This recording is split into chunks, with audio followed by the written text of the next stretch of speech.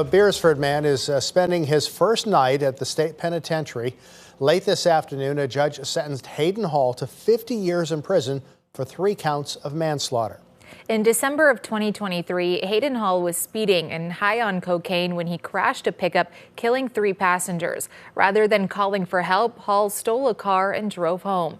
KELOLAND's Jordan DeSmit was in the courtroom as the judge handed down the sentence. She was a ball of fire. She was. She was a lot of people's person, though. A lot of people went to her anytime they had an issue or wanted to talk. Cadence was always there. She was just a great kid. Cadence Nygaard was also a young mother who died when she was just 19. She was beautiful and full of life. There isn't anything that could keep her down.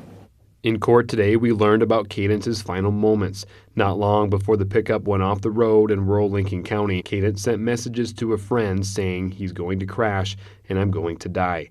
An investigator testified that passengers had begged Hall to slow down, but he wouldn't listen. Today in court, loved ones took turns talking about the 3 young people who lost their lives that night. Those who knew 18-year-old Colin Lavach said he was full of promise, kindness, and love. And 20-year-old Gerard Muller, quote, gave people peace without realizing it.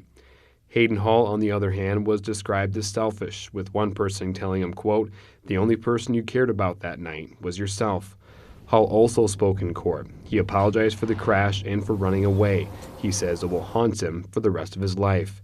Following several hours of testimony, the judge sentenced Hall to 50 years in prison. She put a lot of thought into this and looked at all the factors that she needs to look at in arriving at an appropriate sentence.